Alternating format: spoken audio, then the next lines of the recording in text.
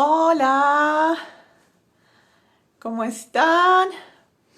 Vamos a esperar a que se conecte Farid. Hoy tenemos un invitado pues que admiramos con todo el corazón, porque es Farid Numa, es un psiquiatra amigo, que ha trabajado con nosotros durante todo este tiempo que Hager Island existe, y ha sido un aliado súper bonito porque él es casi que un revisor de lo que hacemos, él asesora los proyectos, él nos enseña de un montón de cosas en inteligencia emocional, y hoy lo quisimos invitar a un live para hablar de, pues, de salud mental, que es lo que hacemos con los abrazadores, que es enseñar qué hacer con la rabia, el miedo, la tristeza, la hambre, a través de ese abrazo, de ese afecto. Entonces lo quisimos invitar para conversar más allá de las consecuencias y de todos los temas pues que trae la pandemia, como cómo generar trucos para que, para que nos hagamos más fuertes a nivel mental. Lo voy a invitar a Farid, eh, para que se una. Vamos a buscarlo. Listo. Ando. Para que se una a nuestro live y conversemos. Yo literal tengo mi cuaderno porque siempre que con Farid hacemos algo, aprendemos un montón. Ahí llegó, hola Farid. Aprendemos un montón de todo. Entonces, tengo cuaderno para tomar nota. Vayan ustedes, cojan el cuaderno. Farid es demasiado teso, o sea, es un psiquiatra demasiado teso, además, porque trabaja con mindfulness. Entonces, todo el tema de psiquiatría, pues que él maneja con sus pacientes, los hace con mindfulness. En mindfulness es una técnica, una metodología, que ayuda a las personas a controlar sus pensamientos, más que a controlarlos, a dominarlos, a entrenar el cerebro para que uno a través de la meditación pueda llevar como una calidad de vida mejor. Y pues él lo mezcla con psiquiatría, que normalmente es una rama ay, vamos a volverlo a invitar. Farid, yo te vi por ahí, te estoy invitando. ¡Ey! Hola. Hola, hola, casi no llego, es que no me Llegaste entraba, tarde. no sé por qué, pero bueno, ya lo Ibas a llegar logramos. tarde en tu propia casa, no se vale. Total, total. ¿Cómo estás? Veo un personaje por ahí en tu cuello. Aquí está el hombre. Tan lindo, gracias. Bueno, yo estaba hablando de ti, estaba hablando como de todo el aliado gigante que eres, que nos has enseñado un montón de cosas en temas pues de salud mental, de inteligencia emocional, y que trabajas con mindfulness. Entonces le estaba contando a las personas que es una técnica que ayuda a entrenar el cerebro y que a mí me encanta como esa mezcla que tú haces entre la psiquiatría y el mindfulness, porque me parece que es mucho más coherente que simplemente pues generar un tratamiento farmacéutico con tus pacientes. Entonces, bueno, si quieres cuenta un poquito como de esa mezcla que tienes. Yo también les estaba diciendo que fueran por un cuaderno. Yo aquí tengo el mío porque siempre que hablo contigo aprendo un montón. Entonces, Qué rico, estaba Vivi. contando a las personas a que nada, que fueran por su cuaderno para que aprendieran bastante. Muchas gracias, muchas gracias. No, la idea es compartir con ustedes un poquito de lo que sé, un poquito de lo que hago, apoyarnos entre todos en este momento tan difícil de la pandemia, de la cuarentena y de, bueno, de todas estas cosas que inevitablemente nos cargan de una cantidad de emociones y que el mindfulness entra como una herramienta muy interesante porque, como tú lo decías, ayuda a uno ir llevando la mente al lugar donde únicamente podemos tomar decisiones, que es el aquí y el ahora. Porque ya lo sabemos que cuando estamos por allá en el pasado, rebuscando cosas con los hubieras, pues tendremos la tendencia a estar tristes, culpas y hasta depresión. Y cuando nos vamos mucho al futuro, pues podemos estar con ansiedades, angustias y mucho miedo, ¿cierto? Entonces, el mindfulness lo que busca es lograr que nosotros tengamos la atención plena y la conciencia plena en el ahora, ¿cierto? Para que podamos sentir esa paz interior y esa felicidad que podemos lograr de vivir en el presente y de estar llenos de todo lo que de lo que tenemos a nuestro alrededor. Sí, yo creo que también es una herramienta súper, pues como muy sostenible con lo que haces porque viene como de uno. Entonces uno Ujú. está deprimido o tiene pues problemas de ansiedad o demás y cree que la solución está afuera. Si se toma una pastilla, si esto me calma, pero lo que tú haces yo creo que es más sostenible en el tiempo porque se queda con uno, no depende de algo que está afuera o que tú compras en la farmacia, sino que tú eres esa solución que va llevándote a un estado más saludable a nivel mental. Entonces yo creo que también es como Exactamente. súper admirable lo que haces porque es como enseñarle a las personas a caminar solitas, no a caminar con algo externo a ellas. Exactamente, Vivi. Por eso, desde el enfoque, lo que buscamos es, en los casos que se necesita, porque pues hay casos en los que ya pues los síntomas, la patología ha avanzado tanto y genera mucho malestar a las personas, pues apoyarlas con los medicamentos, porque ya sabemos desde la neurociencia que hay unos circuitos neuronales que no están funcionando bien y todas estas cosas. Y como tú lo decías, el medicamento se convierte en una herramienta y el medicamento va al órgano, al cerebro, pero este órgano tan maravilloso llamado cerebro genera otra estructura, otro órgano, que ese no lo podemos tocar, que es etéreo, que es nuestra mente. Y es a partir de la psicoterapia, de todas estas herramientas basadas en mindfulness, inteligencia emocional, terapia cognitivo-conductual, donde podemos nosotros aprender, ¿sí?, a gestionar mucho mejor nuestros pensamientos, nuestras emociones, porque el medicamento tiene un tiempo, o sea, el medicamento entra, hace lo que tiene que hacer y se va, ¿cierto? Se puede convertir como en el bastoncito mientras tanto. Es como, yo hago la analogía, cuando un deportista de alto rendimiento sufre una lesión, ¿cierto?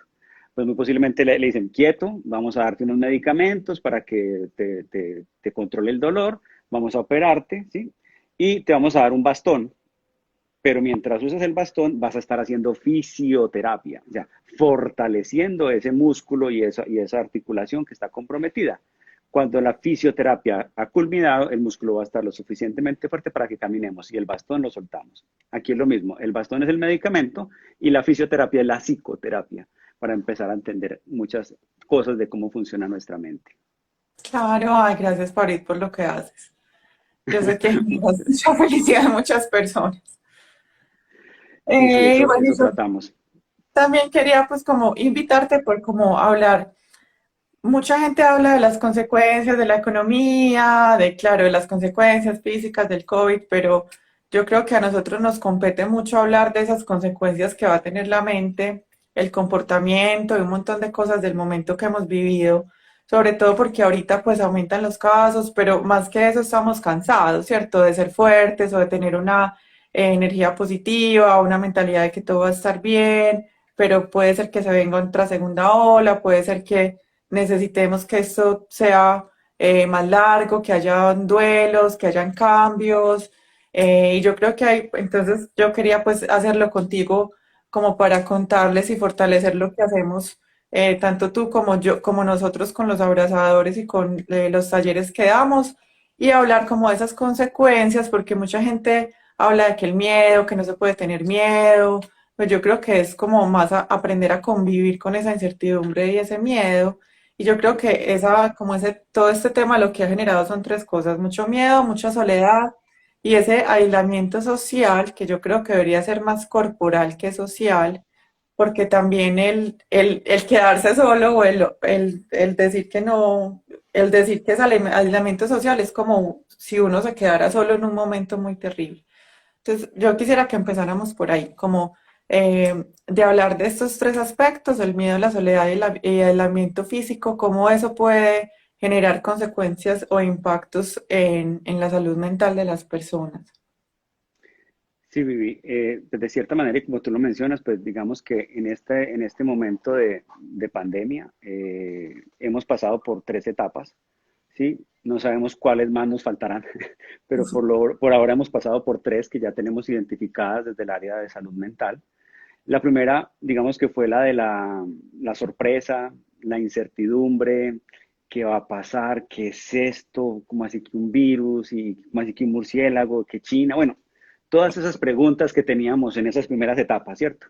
Y que entró el gobierno y tomó el comando y dijo, bueno, aquí entramos a cuarentena, todo el mundo para su casa, distanciamiento social, bueno, todas estas cosas, ¿cierto? Llegó una segunda etapa donde empezamos a generar mucha ansiedad, ¿sí? Continuó la incertidumbre y empezó a entrar el miedo. El miedo porque no estábamos preparados a convivir de pronto los que estaban en sus casas 24/7 con sus familias, teníamos ciertas rutinas, salíamos al trabajo, volvíamos, no estábamos acostumbrados al teletrabajo. Bueno, todos estos cambios fueron generando cierto miedo y cierta resistencia y nos fuimos como de cierta manera adaptando, nos fuimos acomodando y generamos algunas estrategias. Pero ahora ya llevamos 8 meses en esta rutina, en esta, digámoslo, cuarentena o en esta pandemia. eh, ya estamos entrando en la tercera etapa, o ya entramos en la tercera etapa, que es la de la fatiga, la del tedio, la del cansancio, como tú muy bien lo mencionabas. Y de cierta manera, los seres humanos, por ser seres colectivos, somos seres sociales. Necesitamos el contacto, necesitamos estar cerquita, necesitamos de las otras personas. Entonces, esto inevitablemente pues, ha tenido un impacto muy fuerte en nosotros. Y como tú muy bien lo mencionabas, pues la soledad asociada al aislamiento, el miedo, la incertidumbre y la ansiedad en conjunto arrastran otra emoción que para mí es la más devastadora de todas, que es la desesperanza. O sea, hay muchas personas que han entrado en esa desesperanza, bueno, ya estábamos mal, hoy seguimos mal, entonces mañana vamos a ir mal y si seguimos así vamos a estar peor. Entonces, esa desesperanza es la que está moliendo mucho e inevitablemente en pacientes que ya venían con dificultades de control de ansiedad, de pronto con el ánimo, cuadros depresivos, han detonado nuevamente crisis y en personas que no lo tenían han empezado a sentir muchos síntomas asociados con estas enfermedades. Entonces, se piensa en este momento que se hablaba que la pospandemia del COVID iba a ser una pandemia en salud mental. Ahora lo que se dice es que vamos a empezar dos pandemias, o sea, como que ni siquiera vamos a alcanzar a salir de una para empezar a entrar en la otra. Entonces yo creo que herramientas como la inteligencia emocional, como aprender a conocernos a nosotros mismos, a relacionarnos mejor con nosotros mismos y aprender a cómo relacionarnos con los otros desde un modelo de distanciamiento corporal, como tú lo mencionas, más que desde ese distanciamiento social, es muy importante, es supremamente importante. Yo me acuerdo una vez que yo tenía una crisis, estaba muy triste. Hablamos justo como de esa desesperanza. Uh -huh. Y tú mencionaste, sabes, como algunos trucos para conservar la esperanza y me hablaste como de muchos artículos científicos que decían que era una de las emociones que de verdad era lo único que debía perderse porque alimentaba otro montón detrás. Cuéntanos un poquito, pues como varios, nosotros les decimos trucos porque el abrazador mago es un personaje que nace en el cosmos y nadie lo ve, pero todo el mundo sabe que existe, entonces dentro de esa magia pues se llaman trucos, pero son tips o son herramientas que uno puede usar cotidianamente, alimentar. Uh Y -huh. bueno, sería súper chévere que nos dieras algunas de ellas. Bueno, de cierta manera, y como tú muy bien lo mencionas, y me acuerdo de esa conversación fue hace ya ratico, fue bastante rato que tuvimos esa conversación. eh, mm, la esperanza es una de las emociones que uno más debe cultivar porque es una emoción que es muy ancla, es una emoción que siempre le ayuda a uno en los procesos. Y por eso cuando una persona se siente esperanzada frente a lo que esté ocurriendo, las probabilidades de tener éxito, que las cosas funcionen mejor, pues es mucho más alta que si ya estamos, digámoslo, desesperanzados o derrotados frente a una situación puntual, ¿cierto? Entonces, digamos que para uno ir manteniendo la esperanza, hay varias estrategias, vamos a hablar de una y es, eh, hay tres tipos de visión, o sea, hay tres tipos de visión frente a una situación, ¿cierto? Cuando yo estoy frente a una situación, yo puedo tener una visión negativa. ¿Y cómo piensa o cómo opera el cerebro negativo? Todo es negativo, todo está mal, lo que te decía ahorita, todo está mal, todo sigue muy mal, y vamos avanzando a algo peor. Sí, así piensan los negativos, que casi que raya con el tema de la catastrofización, o sea, casi que vamos es cuesta abajo y esto no tiene remedio. Está la otra postura, que es la postura de los optimistas, ¿cierto? Que es una postura, digámoslo, un poco mejor. El optimista ve lo negativo, sabe que las cosas están muy mal, que las cosas son negativas, que las cosas están mal, pero dice, pero mañana, pero en un mes, ¿sí? Pero el próximo año, ¿sí? Y como vemos, pues Colombia es un país de muchos optimistas porque con este nuevo presidente, con este alcalde, con este, cuando pase aquello y no sé qué, y siempre estamos poniendo como las respuestas en el futuro, ¿cierto? El problema es que una postura optimista en una pandemia se agota, porque empezamos, no, que 15 días, no, que un mes más, no, que tal cosa, y ya llegamos a un punto en el que nos agotamos. Entonces aparece la tercera visión, que es como la que más nos ayuda a anclarnos y a generar esa esperanza, que es la visión del positivo. ¿Cómo opera la visión del positivo?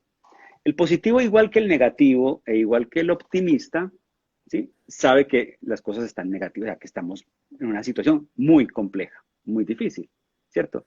Pero el positivo no pone la respuesta en el futuro, no se pone en modo de espera, no, no, no, es que esto será más adelante, no. El positivo busca dentro de todo eso negativo algo positivo, ¿sí? Algo que le ayude a sentirse que encontró algo, algo que le ayude como ancla. Frases de positivos. No, me echaron del trabajo, esto, aquello, pero no, tengo salud y tengo familia. ¿Sí? O sea, tuvo una situación difícil, pero encontró un ancla que puede ser la familia, la salud o cualquier cosa de esta, ¿cierto?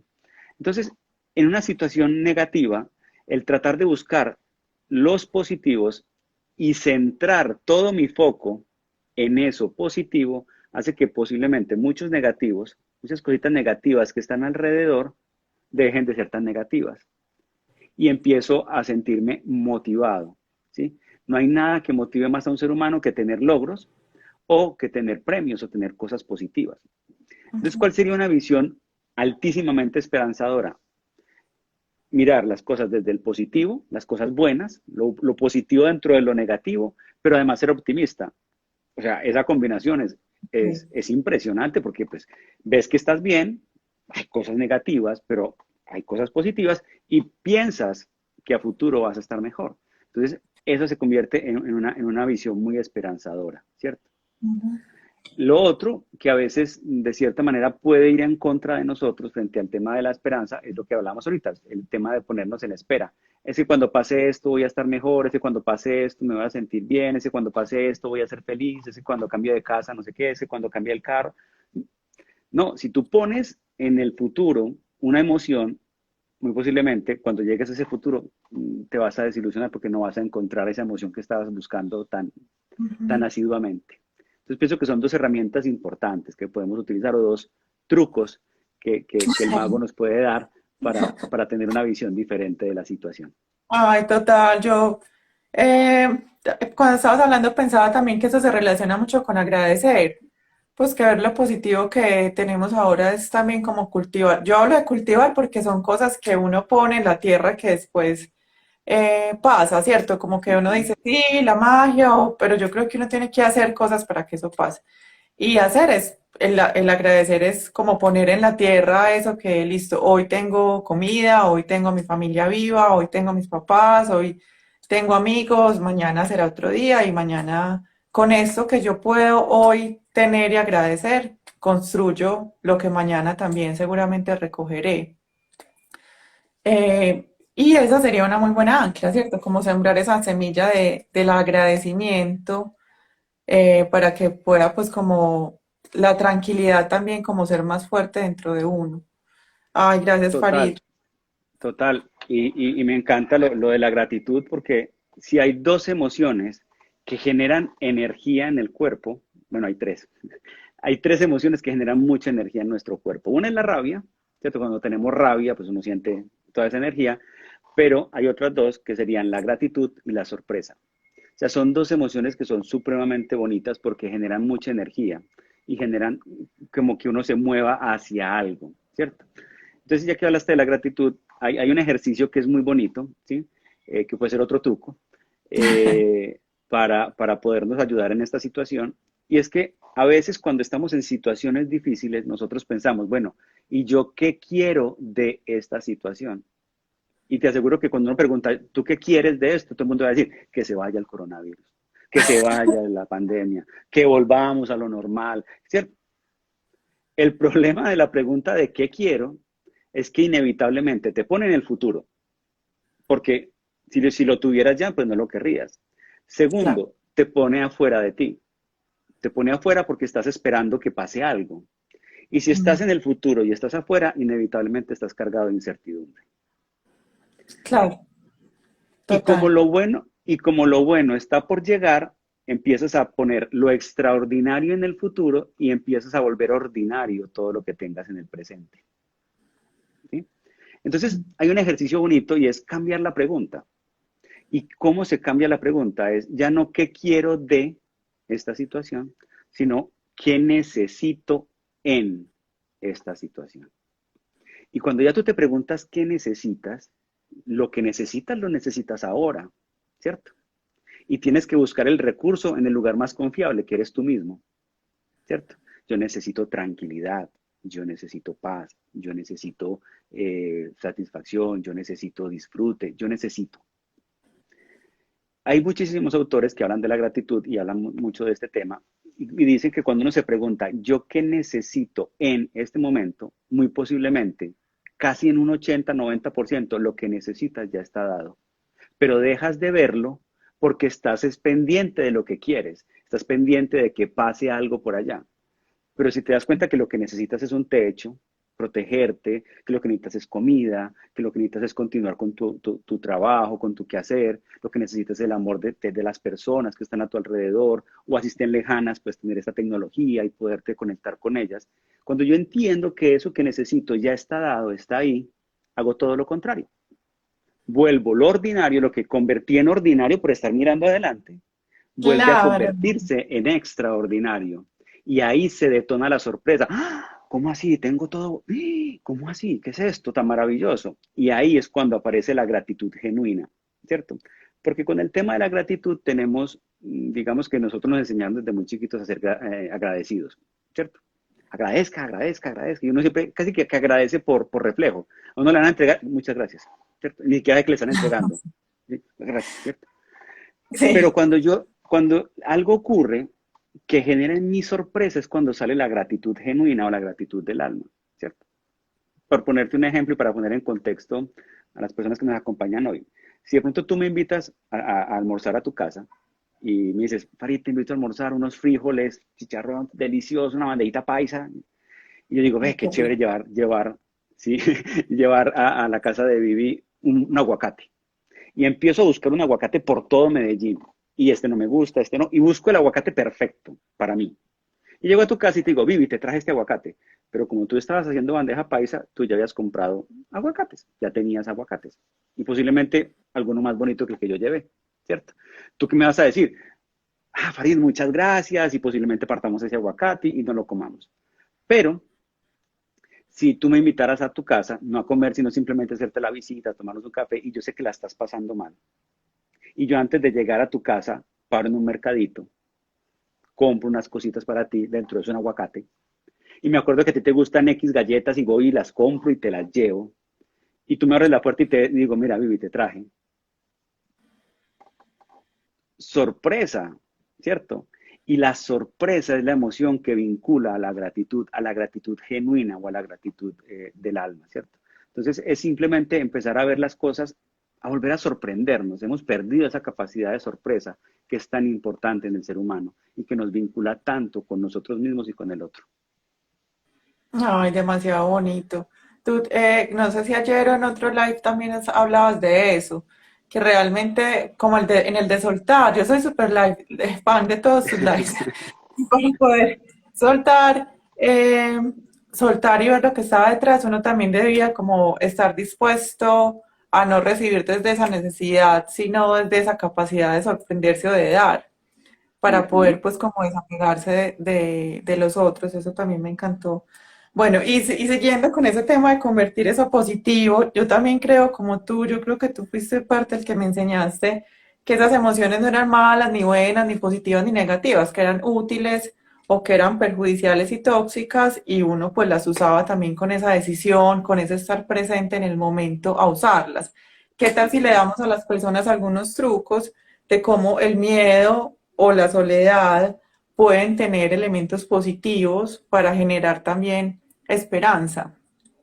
Yo, por ejemplo, Sí, a mí me sirve mucho pensar que el miedo es fuerza. Yo, pues como estudiamos tanto esa neurofisiología, el miedo manda energía a los músculos más grandes y hace que uno corra muy rápido o levante algo o se proteja con los músculos más grandes. ¿Cómo podemos, por ejemplo, ver en ese miedo algo positivo o algunas herramientas para cambiarlo de lado y con esa actitud que también creo que te refieres, pues como esa esos trucos a la actitud, que es una decisión, decidir que de pronto el miedo que uno siente puede ser útil y transformarlo en estos momentos. exactamente, Vivi. Eh, el miedo, o sea, como cualquier otra emoción, ya al final las 311 emociones que están descritas no son buenas ni malas. Ahí no hay. ¿Qué es lo bueno o qué es lo malo? La conducta asociada a ella, ¿cierto? Al final es lo que yo haga con la emoción lo que va a traer una consecuencia positiva o negativa en mi vida, ¿cierto? Entonces, hablando específicamente del miedo, el miedo es una emoción muy bonita y gracias al miedo, hoy estamos aquí haciendo este en vivo. O sea, ¿por qué? Porque si los que estaban antes de nosotros no hubieran sentido miedo, no se hubieran protegido. O sea, el miedo es una emoción altísimamente protectora, ¿cierto? Y el miedo cuando aparece, aparece con un mensaje súper claro y es, a lo que estás enfrente, no lo conoces muy a fondo. ¿Y a qué te invita el miedo? A aprender, a buscar herramientas. Al final, el mensaje profundo del miedo es, te faltan herramientas. Hay algo que tengo que aprender frente a esta situación para empezar a gestionar mejor el miedo. Ojo, no a quitarle el miedo, sino a gestionar mejor el miedo. Cuando yo entiendo que el miedo es un aliado y que me va a acompañar en un proceso, ¿sí? Que me va a aprender alertas y que cada alerta me va a traer un aprendizaje, yo empiezo a caminar y va a llegar un momento en que el miedo no va a estar, ¿cierto? Por ejemplo, en este momento, te aseguro que tú y yo tenemos un poquito de miedo, ¿cierto? ¿Por qué? Porque estamos enfrente a un público, estamos entregando una información y queremos que la gente se lleve lo mejor de nosotros. Y eso está muy bien. Pero si no estuviéramos gestionando bien el miedo, yo me hubiera quedado paralizado, hubiera dicho, Vivi, no me pude conectar, se me cayó la internet, porque el miedo me paraliza o me hace huir, ¿cierto? Entonces, como emoción es supremamente bonita, el problema es que a veces cuando el miedo se empieza a cargar de otras emociones, como la tristeza, como la rabia, como la incertidumbre, empezamos a tener lo que llamamos conductas desadaptativas y ahí es donde empezamos a tener dificultades con el miedo. Entonces el miedo es supremamente bonito, nos enseña que nos faltan herramientas y al final lo que hace es que crezcamos y que aprendamos. Con respecto a la soledad, pues la soledad es otra emoción bien interesante. La soledad y la tristeza son dos emociones que se juntan, van muy cerquita, ¿sí? Digamos que hay dos tipos de soledades, ¿sí? Una soledad que es la soledad, digámoslo, como opción de vida, o sea, yo decido vivir solo, yo decido estar en soledad, yo decido, pero inmediatamente yo necesito, ya ahí está la gente, ¿sí? ¿Qué es lo que pasó ahora? Que muchos de los solitarios por decisión terminaron siendo solitarios por obligación, porque Ah, ya no tenían la alternativa de te llamo, veámonos, hagamos, no, ya no lo tenían. Entonces, claro, esa es una sumatoria. Y el perder el control de esa soledad, de que yo puedo verme con los amigos, salir aquí, hacer allá, genera tristeza, porque la tristeza es la emoción de la pérdida. Siempre que perdemos algo, y si algo hemos tenido en esta pandemia es pérdidas. Hemos sí. perdido seguridad, hemos perdido salud, hemos perdido seres queridos, hemos perdido económicamente. Bueno, hemos tenido una cantidad de pérdidas, entonces la tristeza también se ha venido combinando con todo esto. Y de cierta manera la tristeza no es ni buena ni mala, como ya hemos hablado, sino que la tristeza es la emoción que nos invita a mirarnos a nosotros mismos, a hacer como ese viaje interior, mirarnos a nosotros mismos para a partir de ahí aceptar la situación, aceptar que somos seres limitados frente a una situación, que esa sensación de control en realidad no la tenemos y que somos vulnerables. Pero el hecho de que seamos vulnerables no es que no tengamos fuerza, sino que tenemos que empezar a enfocar mucho mejor nuestras fuerzas. Tenemos que empezar a mirarnos para podernos restablecer, ¿cierto? Para lograr ser resilientes en un momento tan complejo de vida como este, ¿cierto? Que algunos autores han hablado o le han acuñado a este momento pues son cuatro letras que usaban mucho los soldados norteamericanos en la guerra del Golfo Pérsico, que es una situación buca, ¿cierto? Estamos en un ambiente volátil, incierto, complejo y ambiguo. Bueno, para traducirlo al español es VICA, volátil, incierto, complejo y ambiguo, ¿cierto? Pero también estos ambientes VICA generan oportunidades y generan resiliencias, y ahí es donde hablamos del positivo. O sea, el positivo busca dentro de toda esa marea y dentro de toda esa revoltura las cosas positivas. Y yo creo que ahí es lo importante. Y ahí es donde la inteligencia emocional, el tema del mindfulness y el tema de todas estas herramientas nos funcionan muy bien. Sí, yo creo que uno a veces no puede prevenir un incendio, pues hay cosas que pasan porque pasan y porque, pero uno sí puede tener un extintor, uno sí puede saber cómo apagarlo. Entonces, estos resultan siendo herramientas para que cuando una crisis o algún momento pues que uno no, que salga de sí, pues pueda tener como, pueda mitigar ese incendio, que sea ese comportamiento menos caótico o más con uno. Yo creo que también esta soledad, bueno, yo soy una persona que vivo muy en solitario y me gusta mucho, la disfruto mucho, a veces incluso se me va para el otro lado, me aíslo un montón, pero yo creo que también esa soledad sirve mucho para mirarse por dentro. Y rescataría como aquí eso que dijiste tú ahorita, que uno mismo es el lugar más confiable, pues como, ¿qué lugar más confiable que uno mismo?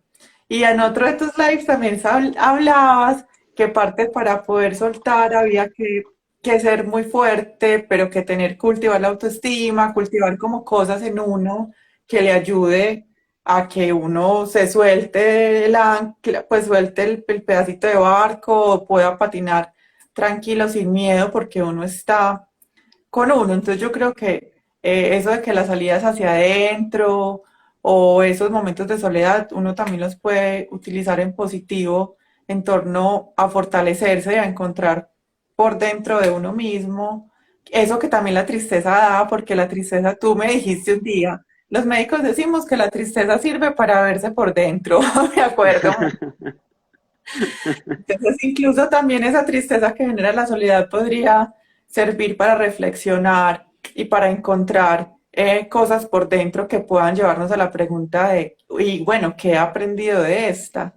¿Cierto? Ujú. No solamente qué va a pasar o quién sabe hasta cuándo, sino hasta hoy, no importa lo que venga, de aquí para atrás, ¿qué aprendí de esta? Así es, así es. Y es por eso que cuando hablamos del tema de inteligencia emocional, pues se buscan esos tres pilares de lo que llamamos la inteligencia intrapersonal, que son el autoconocimiento, la autogestión emocional y la automotivación. Imagínate uno conocerse tan a fondo que sea capaz de gestionar adecuadamente sus emociones y sea capaz de automotivarse en su vida. Es imparable. O sea, tendríamos una capacidad de ser flexibles y de ser resilientes impresionante, pero siempre tenemos la tendencia hacia afuera. Y no está mal, porque también dentro de la inteligencia emocional está lo interpersonal, que es todo ese tema de la empatía, de la compasión, de las habilidades sociales, de la comunicación asertiva. Entonces, digamos que es un conjunto, pero eso que tú dices que nos brinda la soledad, de ese viaje introspectivo, de ese viaje hacia adentro para autoconocernos y fortalecernos dentro de nuestra autoestima, es importantísimo, ¿cierto? Y recordando un poquito los tres pilares de la autoestima, la autoconfianza, la autoeficiencia y la autoeficacia, que cuando yo logro ser autoeficaz es que tomo buenas decisiones. Eficiente o autoeficiente es que actúo acorde con esas decisiones y autoconfianza es que sé que voy a tener un buen resultado. Y eso son los tres, digamos, los pilares en los que uno puede apoyar su autoestima, ¿sí? Y desde el autoconocimiento, obviamente. Ay, súper, muchas gracias. Ya como por cerrar dos preguntitas más. Yo sé que Uh -huh. muchos de de las personas que nos siguen son papás, y también pues como muchos de los amigos abrazadores son papás, y a mí me parece pues muy eh, como un doble desafío, porque uno primero es con uno, pero claro, los niños es un reflejo del comportamiento de lo que uno está ahí y muchas veces absorben, chupan, les toca pues como incluso transmutar todo eso que los grandes pierden un poco con su capacidad de juego, de soñar y con su pues como estrenando ahí la vida, que es una actitud muy distinta a los adultos. Un par de herramientas para que los que nos están viendo que son papás puedan un poco reflejar algo positivo o tranquilidad en los niños que también sienten un montón de incertidumbre y más que tienen como más poco el entender lo que está pasando. Sí, mira, Vi, los niños son impresionantes en la parte del manejo de sus emociones. Los niños son seres, como tú dices, que están en contacto, en constante crecimiento. Son seres que están cargados de esa emoción que hablábamos ahorita, que es la sorpresa, ¿cierto? Ellos todo los sorprende, todo los maravilla, ¿sí? Y tienen una capacidad imaginativa impresionante y eso los hace supremamente resilientes, ¿cierto? Que es muy importante para nosotros como papás en el apoyo para nuestros hijos. Yo siempre, y creo que lo digo en todos los en vivos, es la comunicación. O sea, tenemos que hablar con ellos. O sea, no es hablarles como un adulto, esta situación y el virus, no, es simplemente llegar y sentarse con ellos y empezar a hablar con ellos y cómo está y cómo la estás pasando, cómo te sientes, ¿sí? Hablar de las emociones. Hijo, no está mal que estés triste, no está mal que te sientas con rabia porque no puedes salir, no está mal, ¿sí? Yo también he sentido esas emociones y cuando yo colectivizo una emoción, vinculo, adhiero, porque a veces nosotros es que el que muestra las emociones es débil, yo no me puedo mostrar débil y mucho menos frente a mi hijo, no, es mostrarnos emocionales y decirle, sí, mira, yo te entiendo, ¿sí? Porque si está de pronto viendo por la ventana de sus amiguitos jugando y eso lo afecta, lo pone triste porque no puede salir o por X o Y motivo, acercarnos, ese contacto y decirle, hijo, ¿qué estás pensando? Hijo, ¿qué está pasando? O hija, ¿qué sientes? Y vincularnos. Lo segundo es no presuponer la emoción, ¿cierto? Porque es que para mí tristeza puede ser una cosa, pero para ellos puede ser otra. Es más, ya con este tema de intensamente, ya los niños saben más de tristeza que los mismos adultos, ¿cierto? Ya saben quién es tristeza, quién es alegría, quién es rabia, quién es miedo, quién es desagrado. Bueno, ya lo conocen. Entonces, a veces ellos dicen, me siento triste y uno se va como a la tristeza del adulto, a la tristeza esa estructurada que manejamos nosotros y posiblemente no sepamos por qué estás triste y cómo se siente esa tristeza, qué estás sintiendo en tu cuerpo frente a esa tristeza.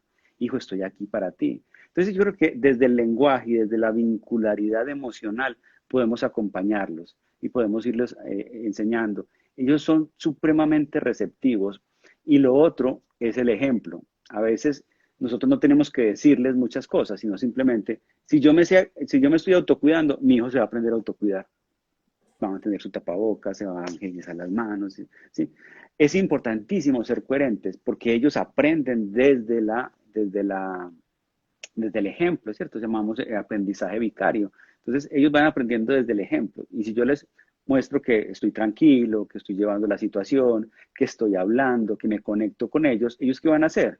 Van a estar tranquilos, van a llevar la situación y se van a tratar de conectar conmigo cuando se sientan mal. Y no hay nada mejor que la comunicación. Pero es que a veces me dicen cosas que yo no tengo ni idea qué decirles. Es que no tienes que decirles más. Simplemente es escucharlos, acogerlos y desde el abrazo que sientan ahí que están ahí cerquita contigo y esa liberación de oxitocina que genera tanta placer y que les va a dar esa tranquilidad a ellos. Es lo más importante. Entonces, Ay, comunicación, cercanía, no presuponer y el contacto. Serían yo, los cuatro truquitos de la varita mágica. tú eres todo un mago, yo sé que les va a servir a muchos papás.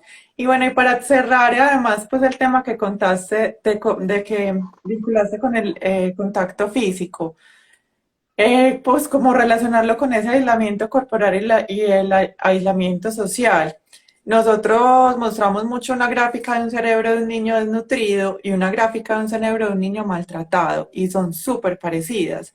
Y nosotros nos Ujú. preguntábamos por todo el daño neurológico que hace la falta de comida, la desnutrición, pero muchas veces culturalmente no nos preguntamos por el daño físico, cognitivo que genera el maltrato pues en estos momentos se han incrementado las cifras del maltrato físico, abuso sexual y demás, pero sería muy chévere cerrar como con algunas herramientas también para que ese aislamiento social o ese aislamiento corporal, que es el que debemos de cuidarnos, no, no se lleve a esas posibles consecuencias que esa falta de contacto pueda generar en estos momentos, porque yo también siento y creo, y a través del abrazador pues lo sé, que hay muchas maneras de abrazarnos, no necesariamente uno necesita estar ahí para amar. Muchas veces la gente no está, pasa a otro estado, se muere y uno sigue amando profundamente a esa persona sin necesidad de verla todos los días.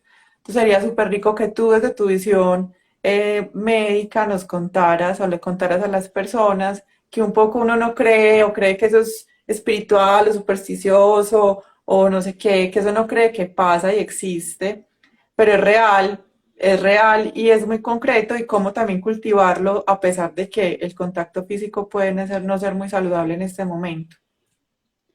Sí, yo pienso que de cierta manera todos estos cambios y todas estas situaciones pues nos han llevado a ser, digámoslo, un poco más abiertos al diálogo, porque pues si yo antes le expresaba el afecto a mi hermano porque le daba un abrazo o le hacía esto, pues ya no lo puedo abrazar, pero ya aparecen frases como, oye, te quiero, oye, me haces falta, ¿cierto? Ese tipo de frases que son igualmente adherentes, que son igualmente complacientes, que liberan en nosotros esa dopamina, son supremamente importantes. Entonces yo creo que también es empezar a hablar un poco, ¿sí? Es empezar a expresarnos de otra manera. Eh, ya esta normalidad esta pandemia nos llevó a una nueva normalidad y ya casi que nos va a tocar aprender a vivir con ella, con el uso del tapabocas, con el uso de la higiene de manos, el distanciamiento y todas estas cosas, pero también es empezar a soltar un poco ese miedo emocional, porque es que va a ser el lenguaje, esa vincularidad, ¿cierto? Y va a ser la sonrisa.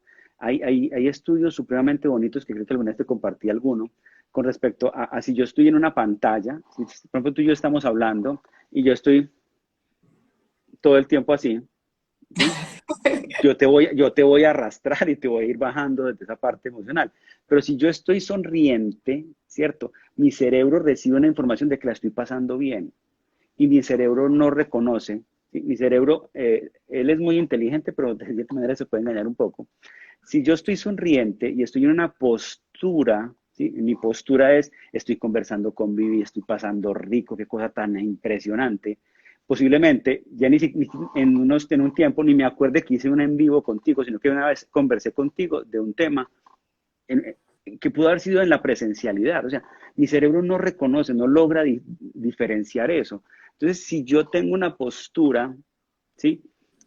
Positiva, optimista, sonriente, tratando de emitir mi emocionalidad, ¿sí? Desde la parte corporal, desde ese lenguaje no verbal, y además de eso le sumo lo verbal, muy posiblemente me va a sentir más vincular, ¿sí? Con esa persona que puedo tenerla al lado y ser totalmente indiferente. O sea, es que a veces no es la distancia, es cómo manejamos la emoción a través de la distancia. Entonces, es apoyarnos de eso, es simplemente expresarlo. Y con respecto al tema del maltrato, pues efectivamente, y es una preocupación muy sentida a nivel de país y a nivel de, pues, del ministerio y de todas los entes gubernamentales, pues tanto el maltrato infantil como la violencia intrafamiliar y bueno, todas estas cosas de género se han disparado, porque pues el tema de las 24/7, la convivencia, los roces y bueno, y todas estas cosas, ¿cierto? Es una invitación a entender que a veces nosotros podemos lastimar con las palabras, que nosotros podemos lastimar con un simple gesto, que nosotros podemos estar haciendo daño y que cuando yo soy consciente de eso y soy consciente de que desde la compasión me puedo vincular con el otro y puedo ser en vez de un traspiés o una piedra en el zapato para el otro, antes un potenciador, posiblemente las cosas sean diferentes, ¿cierto? Y que nadie tiene por qué lidiar con mi rabia, solo yo y nada más que yo debo gestionarla, porque es que como la rabia, como te contaba ahorita, genera tanta energía, sale en el grito, en el golpe, en la mala palabra, en el mal gesto. Entonces es importante saber que soy solo yo el que debe gestionar esa rabia. No tenemos pues esa cultura, no tenemos esa parte de inteligencia, pero yo creo que hemos ido ganando mucho en el tema de inteligencia emocional y digamos que este experimento que nos llevó la pandemia de la convivencia, de los roces, del diálogo, de aquí y de allá, pues ha nutrido a muchas personas. Sí, yo también creo que de esta vamos a salir más fuertes y con más habilidades para cualquier otra cosa y eso se va a reflejar en la humanidad. Farid, mil gracias. Creo que ya No se nos viví va a a ti. acabar el tiempo. A ti, mil gracias, aprendí un montón, o sea, literal llené 2 hojas de mi cuaderno. Muchísimas gracias. Yo sé que también muchas personas van a aprender. Muchas gracias. No viví a ti. Gracias por invitarme y qué ricos tus espacios donde podemos compartir, donde podemos conversar y donde podemos entregar un poquitico de lo que sabemos. Sí, total. Mil gracias. Muy feliz noche. Saludes a tu familia tan hermosa. Claro que sí, igualmente para ti y para tu familia. Que estén muy bien. Chao. Feliz Chao. noche a todos. Chao.